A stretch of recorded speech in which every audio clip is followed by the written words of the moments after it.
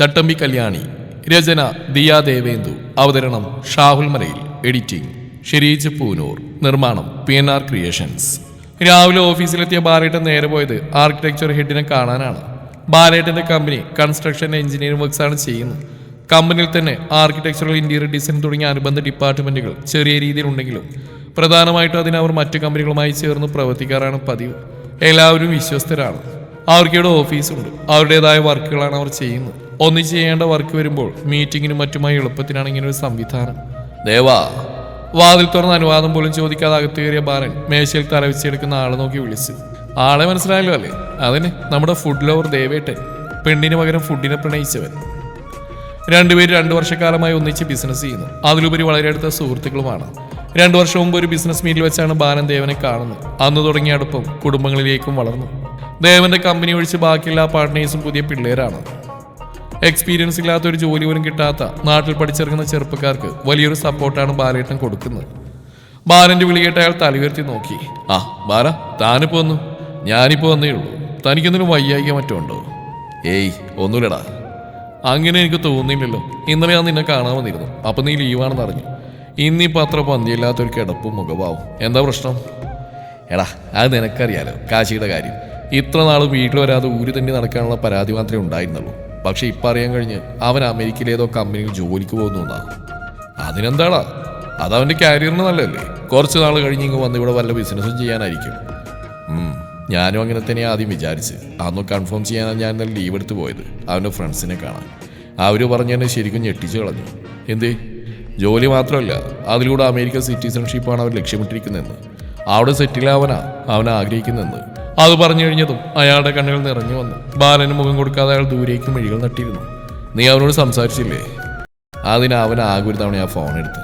അവനൊന്ന് തീരുമാനിച്ചാൽ പിന്നെ അതിലൊരു മാറ്റം ഉണ്ടാവില്ലെന്ന് ഞാൻ പറയാത്തന്നെ നിനക്കറിയാലോ. പിന്നെ ആകെ ഉണ്ടായൊരു മാറ്റം അമേരിക്കക്ക് പോകുന്നതിന് മുമ്പ് ഇവിടേക്ക് വരാമെന്ന് പറഞ്ഞാൽ അതും ഞങ്ങളെ കാണുന്നതായിരിക്കില്ല. എന്തെങ്കിലും ഫോർമാലിറ്റീസിന് വേണ്ടിയോ ഫ്രണ്ട്സിനെ കാണാനോ ആയിരിക്കും. നീ ഇങ്ങനെ ഡെസ്പാവല്ലേ? ഞാനെന്ത് ചെയ്യാനാണ്? അവനെ കുട്ടിക്കാലത്ത് ബോർഡിംഗ് സ്കൂളിലാക്കിയെന്നൊരു തെറ്റ് മാത്രമേ ഞങ്ങൾ ചെയ്തുള്ളൂ. അതും സാഹചര്യം കൊണ്ടല്ലേ. എല്ലാം നിനക്കും അറിയാലോ. അതിൽ പിന്നെ തുടങ്ങിയതാ അവൻ ഞങ്ങളോട് അകൽച്ച കാണിക്കാൻ. ശ്രീദേവി അവളായി ഇപ്പം അവനേക്കാൾ കഷ്ടം. അവനെ കാണണമെന്ന് പറഞ്ഞാലും ആദ്യം വഴക്കെങ്കിൽ ഇപ്പം അവനോട് കൊണ്ടുവന്ന് എത്രയും വേഗം കല്യാണം കഴിപ്പിക്കണം എന്നായി. ഞാനിതൊക്കെ എങ്ങനെ ചെയ്യാനാ? കല്യാണം? ആ, എന്നാൽ അവൻ ഈ കറക്കൊക്കെ നിർത്തി ഇവിടെ നിൽക്കുമെന്ന്. അതുകൊള്ളാലോ. അവൻ സമ്മതിക്കുമോ? ഇക്കാര്യം എങ്ങനെ അവനോട് പറയുന്നോർത്ത് എനിക്ക് ടെൻഷൻ. അത് കഴിഞ്ഞല്ലേ സമ്മതിക്കുമെന്ന് അറിയേണ്ടുള്ളൂ. 32 വയസ്സ് കഴിയാതെ വിവാഹം വേണ്ടെന്ന് പറഞ്ഞു നടക്കുന്ന ചെറുക്കനോട് 27-ാം വയസ്സിൽ പെണ്ണ് കെട്ടാൻ പറഞ്ഞു. വീടെടുത്ത് മറിച്ചു വെച്ചില്ലെങ്കിൽ സമാധാനം. എന്തോന്ന് കക്ക ഇവിടെ മനുഷ്യൻ തീ ചവിട്ടിക്കുമ്പോഴാ അവൻ്റെ ഒരു കിണി. ദേവൻ പല്ലിയരിച്ച്. നിനക്കിപ്പോൾ എന്താ വേണ്ടത്? അമേരിക്കയിൽ പോകരുത്, ഇവിടെ തന്നെ കല്യാണം കഴിച്ചാൽ കൂടുന്നു. അതുപോലെ ഞാൻ സംസാരിക്കാം അവനോട്. അയ്യ, സംസാരിക്കാൻ കൂടി ചെന്നാ മതി. അതിന് നിനക്ക് എന്നെ അറിയടാ കാശിയെക്കുറിച്ച്. തന്തയാണ് പോലും തന്ത, ഒരൊണക്ക തന്ത. നിന്നെക്കാൾ നന്നായിട്ട് അവനെനിക്കറിയാം. എന്നാ പിന്നെ നീ തന്നെ അവനോട് പോയി സംസാരിക്കുക. ഞാൻ വിളിക്കാം. ഓ ആയിക്കോട്ടെ. എടുത്താൽ മതിയായിരുന്നു. ദേവൻ ഫോൺ എടുത്ത് കാശിയെ ഡയൽ ചെയ്തു. ബെല്ല് തീരാറായപ്പോൾ അവൻ കോൾ അറ്റൻഡ് ചെയ്തു. ദേവൻ ഫോൺ ബാലന് കൈമാറി. ബാലൻ കാശിയോട് സംസാരിച്ചു. അവൻ എന്നാ പറഞ്ഞ്? ഫോൺ വെച്ചും ദേവൻ ആകാംക്ഷയോട് ചോദിച്ചു. അവൻ്റെ വരവ് കുറച്ച് നേരത്തെ ആക്കി. അടുത്ത ആഴ്ച വരാൻ നാം വാക്ക് പറഞ്ഞിട്ടുണ്ട്. സത്യമാണോ? സന്തോഷം കൊണ്ട് അയാളുടെ കണ്ണുകൾ തിളങ്ങി. അതേടാ, അത് മാത്രമല്ല, വരുന്ന നേരെ വീട്ടിലേക്കായിരിക്കും. അവിടെ കുറച്ച് നാൾ നിൽക്കുകയും ചെയ്യും. എനിക്കത് മതി. നീ ഒരു സംഭവം തന്നെയാ ബാല. ഇതറിഞ്ഞാൽ ദേവി ഇന്നു മുതൽ അവന് ഇഷ്ടപ്പെട്ടതൊക്കെ ഉണ്ടാക്കി വെച്ച് നോക്കിയിരിക്കാൻ തുടങ്ങും. ദേവൻ വാചാലനാവുന്ന കണ്ട് ബാലന് ഒരുപാട് സന്തോഷം തോന്നി. അപ്പൊ ഇനി അവനുള്ള പെണ്ണിനെ നോക്കി തുടങ്ങണ്ടേ? അത് വേണോ? അപ്പൊ അവന്റെ കല്യാണം നിർത്തണ്ടേ? അതിപ്പോ ഞാനെങ്ങനെയാടാ ഒരു പെങ്കൊച്ചിന്റെ ജീവിതം കുട്ടിച്ചോറാക്കുന്നേ? അതിന് നിനക്ക് വലിയ ബുദ്ധിമുട്ടൊന്നുമില്ലല്ലോ. ശ്രീദേവിയുടെ ജീവിതം നീ കോഞ്ഞാട്ടാക്കിയില്ലേ? മനുഷ്യനിവിടെ സീരിയസ് ആയിട്ടിരിക്കുമ്പോൾ ഒരുമാതിരി അളിഞ്ഞ ചളിയും കൊണ്ട് വരല്ലേ? ശരി, വരുന്നില്ല. നീ കാര്യം പറ. എടാ, അതിപ്പോൾ അവൻ്റെ കാര്യത്തിൽ എനിക്കൊരു ഉറപ്പും പറയാൻ പറ്റില്ല.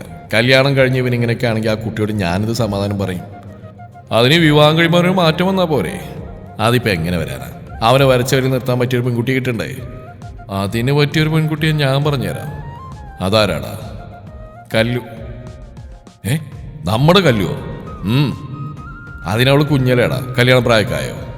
അവൾക്ക് 23 പോവാ. അതിനുമുമ്പേ കല്യാണം നടത്തണമെന്ന് രാധുവിന് ഒരേ വാശി. ഞാൻ കുറച്ച് നാളായിട്ട് നല്ലൊരു പയ്യനെ അന്വേഷിക്കായിരുന്നു. എടാ, എന്നാലും ഒന്നുകൂടെ അന്വേഷിച്ചിട്ട് പോരെ? ദേവന്റെ മുഖം ഭംഗിയായിരുന്നു.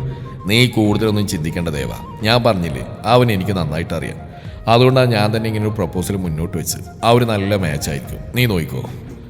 അത് ശരിയാ ചക്കിക്കൊത്ത ചങ്കരൻ. എൻ്റെ മനസ്സിൽ ഇങ്ങനെ ഒരു ആഗ്രഹമൊക്കെ തോന്നിയിരുന്നു പണ്ട്. പിന്നെ ഞാൻ തന്നെ വേണ്ടാന്ന് വെച്ചു. ഓക്കെ ശരിയാവിടാ.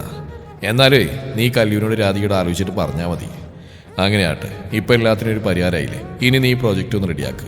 ഇന്നലെ മുതൽ ഇത് നിന്നെ ഏൽപ്പിക്കാൻ വേണ്ടി ഞാൻ നടക്കുന്ന. ഇങ്ങ് തന്നേര്, ഒന്നല്ല 10 എണ്ണം വേണമെങ്കിൽ ഇപ്പം ഞാൻ നോക്കും.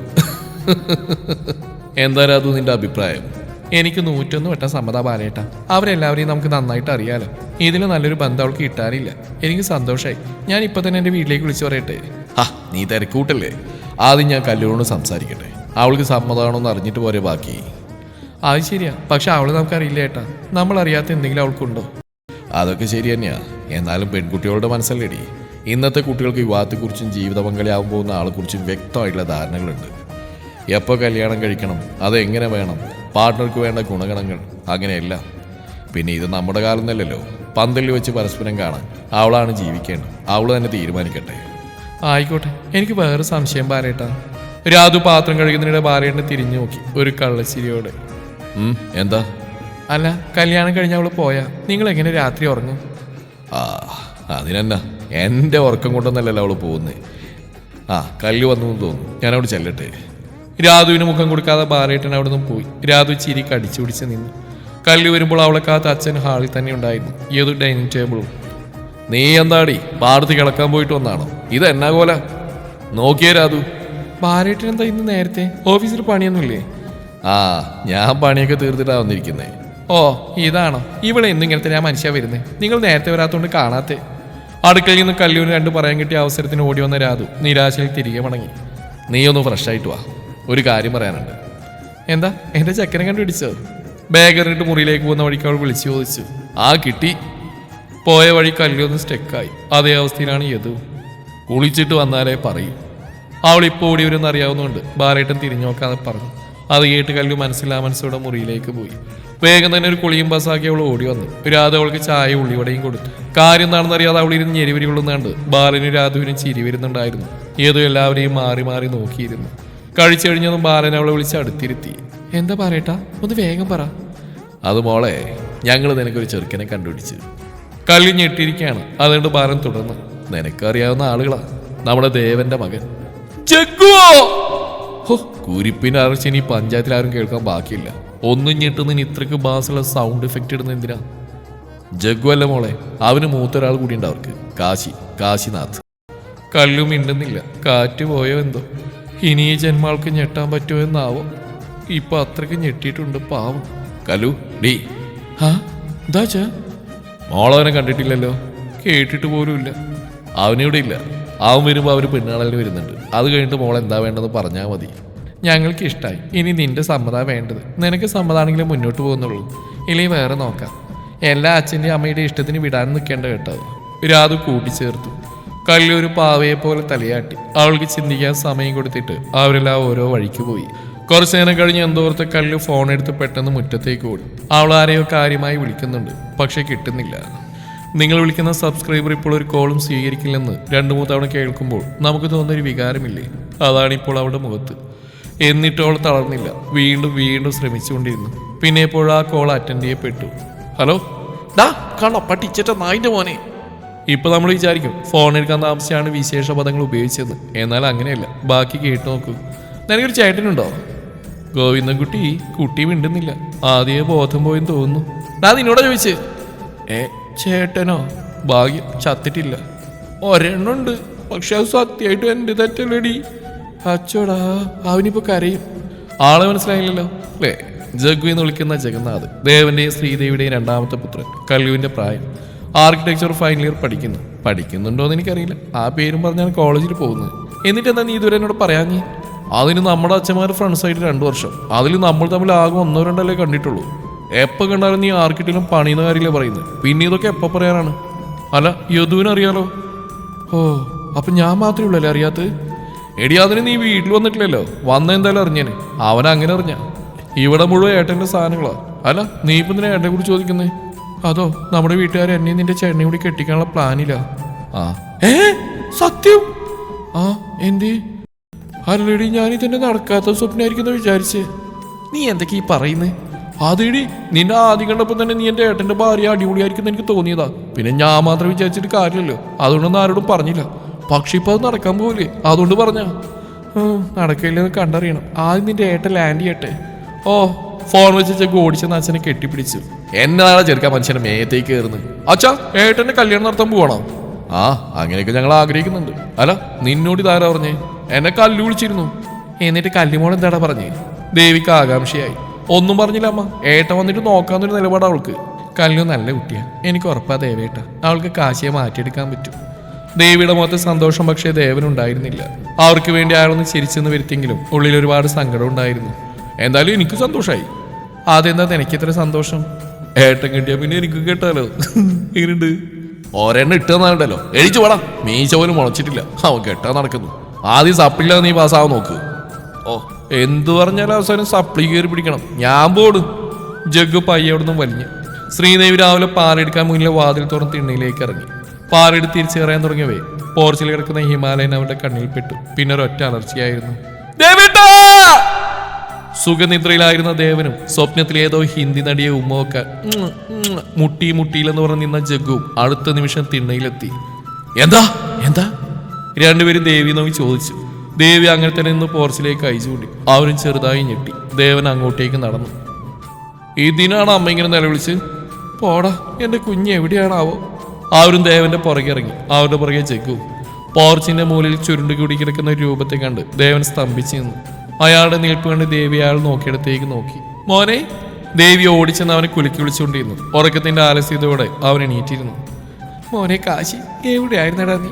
എന്തിനെവിടെ കിടന്ന് വന്ന പിന്നെന്ന് വിളിച്ചുകൂടായിരുന്നോ? ദേവി കരച്ചിലിനിടയിൽ എന്തൊക്കെയോ ചോദിക്കുന്നുണ്ട്. കാശി അതൊന്നും കേട്ടില്ല. ഒന്ന് നേരെയായതും അവൻ എണീറ്റ് തറയിൽ വെച്ചിരുന്ന മാറ്റും അടക്കി വെച്ചു.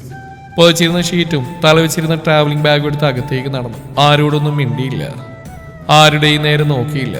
നീ എന്താ കാശി വന്നപ്പോൾ വിളിക്കാണ്ടിരുന്നത്? ഇതൊക്കെ ഇപ്പോൾ ശീലമായി. ദേവന്റെ ചോദ്യത്തിന് അലസമായി മറുപടി പറഞ്ഞിട്ട് അവൻ വീടിനുള്ളിലേക്ക് കയറിപ്പോയി. ദേവി ദയനീയമായി ദേവനെ നോക്കി. അവൻ വന്നിട്ടല്ലേ ഉള്ളൂ, നമുക്ക് ശരിയാക്കാടോ. അയാൾ അവരെ ചേർത്ത് പിടിച്ച് ഉള്ളിലേക്ക് നടന്നു. ജഗ്ഗു കുറച്ചു നേരം കൂടി അവിടെ നിന്ന് ഹിന്ദി നടിയെ കിസ്സാൻ പറ്റാത്ത സങ്കടം കടിച്ചമർത്തി. കോളേജിൽ പോകാൻ റെഡിയായി വന്ന ജഗ്ഗു ബ്രേക്ക്ഫാസ്റ്റ് കഴിക്കാനിരുന്നു. മേശപ്പുറത്ത് നിരത്തി മൂടി വെച്ചിരിക്കുന്ന പാത്രങ്ങൾ അവൻ ഓരോന്നായി തുറന്നു നോക്കി. പാലപ്പവും മുട്ട സ്റ്റൂവും പുട്ടും കടലയും ഉണ്ട്. എല്ലാം ആവി പറക്കുന്നു. അപ്പോഴേക്കും ദേവൻ കഴിക്കാനോ ദേവി വിളമ്പാനും വന്നു. അപ്പേട്ട സ്പെഷ്യലൊക്കെ തുടങ്ങിയല്ലേ, ഞാനിനി പട്ടിണിയാവോ? ജഗ്ഗു താളത്തിൽ ചോദിച്ചു. അത് കേട്ട് ദേവി അവനെ കൂർപ്പിച്ച് നോക്കി. നിനക്ക് ഭക്ഷണ കാര്യത്തിൽ പ്രത്യേക ഇഷ്ടമൊന്നും ഇല്ലാത്തതുകൊണ്ടല്ലേ? അവനങ്ങനെ എല്ലാം കഴിക്കില്ലല്ലോ, അവന് ഇഷ്ടപ്പെട്ട് മാത്രമേ കഴിക്കൂ, അതുകൊണ്ടാ. അതിന് ഞാനൊന്നും പറഞ്ഞില്ലല്ലോ. ഇനി ആ പേരും പറഞ്ഞ് കണ്ണു നിറയ്ക്കലോ എൻ്റെ അമ്മക്കുട്ടി. അവന്റെ പറച്ചിലേട്ട് ദേവിക്ക് ചിരി വന്നു. അവനെ കൂടി വിളിച്ചിട്ട് വരായിരുന്നില്ലേ നിനക്ക്? ഞാൻ നോക്കിയപ്പോ ഏട്ടെന്നല്ല ഉറക്കാം, പിന്നെ വിളിക്കാൻ പോയില്ല. എന്തിനാ വെറുതെ തടികേടാക്കുന്നു? ക്ഷീണം കാണും. എത്ര ദിവസത്തെ യാത്രയാ പാവന്റെ കുട്ടി. ഓഫീസിലെത്തിയ ദേവൻ നേരെ ബാലന്റെ ക്യാബിനിലേക്കാണ് പോയത്. നീ എന്താടാ ഈ രാവിലെ ഇവിടെ? കാശി വന്നു. ആ, എപ്പെത്തി? രാത്രി എപ്പോഴോ വന്നാ? രാവിലെ നോക്കുമ്പോൾ പോർച്ച് കിടപ്പുണ്ടായിരുന്നു. പിന്നെ ദേവി എന്ന് വിളിച്ചെണീപ്പിച്ചപ്പോൾ കെട്ടും കിടക്കെടുത്ത് മുറിയിലേക്ക് പോയി.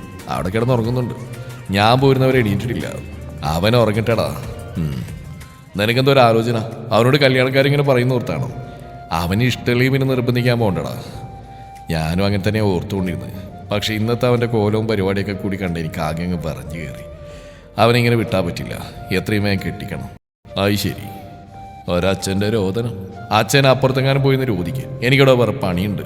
അങ്ങനെ പറയല്ലേ പോരാ, എന്നെ ഒന്ന് സഹായിക്കടാ. നീ എന്തായാലും അവനോടൊന്ന് സംസാരിക്കുക, ബാക്കി നമുക്ക് അപ്പം നോക്കാം. മതിയോ? മതിയെന്ന് നീ ധൈര്യമായിട്ട് ചെല്ല്. ശരിയെന്നാ. ഇന്ന് കൊടുക്കാനുള്ള വർക്ക് മാത്രം തീർത്തിട്ട് ദേവൻ ലീവ് എടുത്തു പോയി. കാശി അടുത്ത പോക്ക് പോകുന്നതിന് മുമ്പേ കല്യാണത്തിന് സമ്മതിപ്പിക്കുകയാണ് മെയിൻ ലക്ഷ്യം. അതിൻ്റെ ആദ്യപടിയാണ് ഇന്ന്. വീടിന് മുന്നിൽ നിന്ന് അവനോട് പറയാനുള്ള ഡയലോഗ് ഒന്നുകൂടി മനസ്സിലുറപ്പിച്ച് അയാൾ അകത്തേക്ക് നടന്നു. ഭാഗ്യത്തിന് കാശി ആൾ തന്നെ ഉണ്ടായിരുന്നു. ടി വി കാണുകയാണ് ഏതോ ഒരു ഇംഗ്ലീഷ് പടം. പ്രതീക്ഷയ്ക്ക് വകയുണ്ടോയെന്നറിയാൻ ദേവൻ ടി വിയിലേക്കൊന്ന് പാളി നോക്കി. വല്ല കിസ്സിങ് സീനും ആണെങ്കിൽ അതിൽ പിടിച്ച് കയറായിരുന്നു. എവിടുന്ന് കുറേ വെടിയൊച്ചയും പുകയും മാത്രമേ ഉള്ളൂ. രണ്ടും കൽപ്പിച്ച് അവൻ്റെ മുമ്പിൽ ചെന്ന് ഇന്ന് പറഞ്ഞു, എനിക്കിനോട് കുറച്ച് സംസാരിക്കാനുണ്ട്. കാശി ദേവനെ നോക്കി. ഇനി എങ്ങോട്ടും പോകരുതെന്ന് പറയാനാണെങ്കിൽ എനിക്ക് താല്പര്യമില്ല. ഇതല്ല. ആ പബ്ജി സിനിമ ഇട്ടിട്ട് പോകാൻ മനസ്സ് വന്നില്ലെങ്കിലും ദേവന്റെ മുഖത്തെ ഗൗരവം കണ്ട് എന്തോ സീരിയസ് കാര്യമാണെന്ന് മനസ്സിലാക്കി അവൻ എണീറ്റ് ചെന്നു. അയാളുടെ ശബ്ദം കേട്ട് ദേവി അടുക്കളയിൽ നിന്ന് ഓടി വന്നു. ഞാൻ പറയാൻ പോകുന്ന കാര്യം നീ എങ്ങനെ എടുക്കുമെന്ന് എനിക്കറിയില്ല. എന്തായാലും ഞാനും നിന്റെ അമ്മയും കൂടി ചേർന്ന് തീരുമാനിച്ച കാര്യമാണ്. അച്ഛൻ കാര്യം പറ. അത് അത് അത് നീ ഉടനെ ഒരു കല്യാണം കഴിക്കണം. വാട്ട്? തുടരും ഈ കഥയുടെ ബാക്കി ഭാഗം നാളെ ഇതേ സമയം.